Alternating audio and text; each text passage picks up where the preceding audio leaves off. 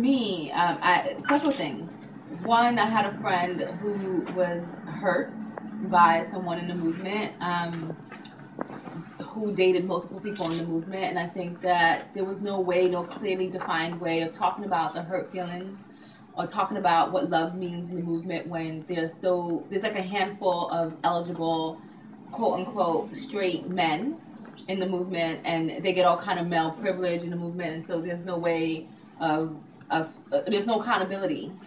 And so she was hurt, and I wanted to have an open discussion about it because I felt like her dealing with it alone was unfair.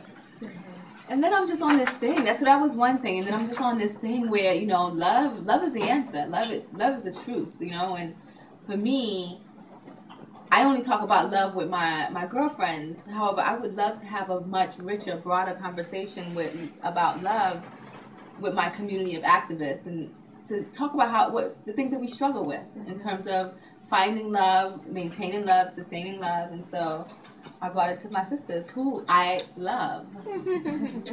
I wanted to talk about this because I think we really struggle to find love that challenges us in good ways, and that we let pieces of ourself go in relationships that we might not normally let go of in our activist community, or we retreat to these places that are sometimes scary and low, and we deserve more, right? Like we are allowed, we are visible, we are present, we are creating these beautiful spaces to be in, and then in our own individual relationships sometimes we hurt each other, and we don't even know that we're hurting ourselves.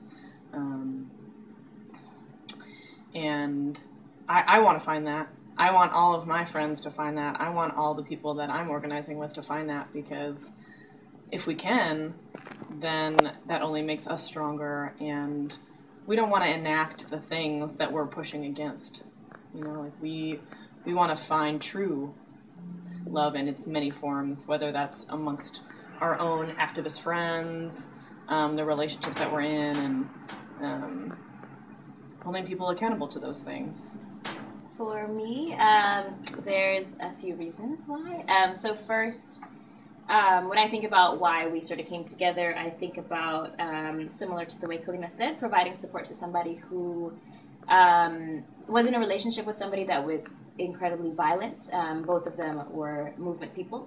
There was an age difference between them. They were different genders. There was a lot of dynamics. And when that person had reached out for support, they reached out to me, and I had really done my best to move with them through their process of healing and to seek out what they define as justice. And in accountability processes, especially in movement circles, I feel like things are messy. And for those of us who believe in transformative justice and don't want to use the state to intervene in relationships, particularly when there's violence, because we know what happens to Black and brown people when they get locked up, I think that, or when the police intervene, I think that we were sort of seeking a different method to figure out how this person who was an abuser could be held accountable, and it didn't work out, and we struggled, and we went through it together, and so that is a big motivator for me to really engage in this conversation. For me, violence and the way that manifests is so tied into love in many ways, because many of us have experienced violence and trauma continually, and in some ways that is too what brings us to do our work, in addition to love. And the other reason I think is my personal experience. I am in love with somebody now. That's good. And the people that I've loved in the past as well.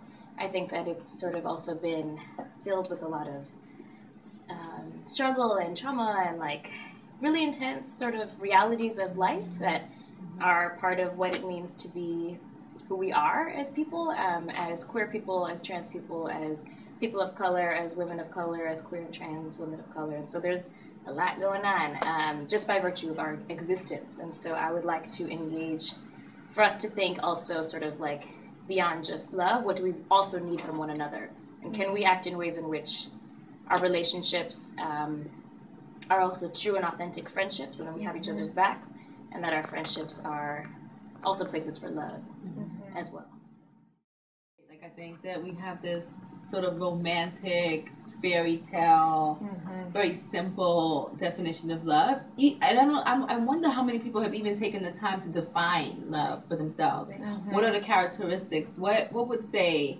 What does it mean? What are the criteria? What does it mean for you to say, like, I love you or you love me? So, you know, what are the, and I'll tell you this much.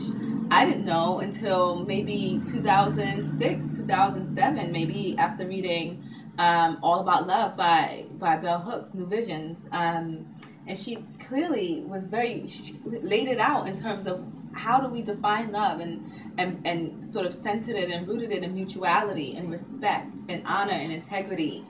Words that we have never, ever probably associated with love in a real concrete, sort of verbalized way. She said that love is not just a noun, it is actually a verb, it's an in action. And what does mutuality look like in action? What does respect look like in action on a daily basis? And so going back over all my relationships over this criteria and saying, well, did I actually love you? And then when you can actually say, like, oh, I actually don't even respect you, so I can't love you. So all this craziness that I'm feeling inside is a non-issue because it doesn't actually exist, you know? Right, and like this idea of that the only people that can experience love are like a dyad, right? Like the two people that are in a romantic relationship, which we know that that's not true. Like there are so many different kinds of love and relationships and how you feel connected. And there's this great article by Dean Spade who talks about called For Lovers and Fighters, and he talks a lot about how we need to like reframe how we treat our lovers and our friends, because sometimes we treat the people that we're in love with the worst. Yes. You know, we show them our worst self. We show them our broken pieces. We show them what's so hard about being in a relationship with us. Like all of this baggage is coming up. And then we don't give them all our love, all these positive, wonderful, beautiful things. And our friends get to see this other side of us. Our friends get to have like our reliable, like funny, silly, like kind selves, and the people that we're in relationships with kind of get what's left over. And so to just reframe that, we need to flip that. We need to find a place where our love is, you know, boundless, that we can love and support our friends, we can love and support the people that we're in relationships with, regardless of like the nature of that relationship. Right. And then I think too, what is the work that's also required for us to also raise the next generation of people who are going to take our places. Like we're gonna get tired, and we're gonna transition and do different kinds of work. And so, what is the love that is required to sustain family and community, and how that's gonna look all types of different ways. Yeah. And the intergenerational nature of that also, that like we see a lot of the work in maybe our demographic cohort, right, our age bracket, and what we're seeing, and that like we need a legacy, right? And like who are our role models? Like who do we see in this work that is showing love? Who do we see in this work that can guide us? And sometimes it's hard to find that. So really kind of creating a place for us to connect on multiple levels with folks who have had this experience before. I want to build off of what you said in terms of us showing up a certain way with our lovers versus our friends. And I think that there's a certain level of courage and boldness and stamina that it takes for us to be in love and to love back, to be loved, to be in love, and to accept love.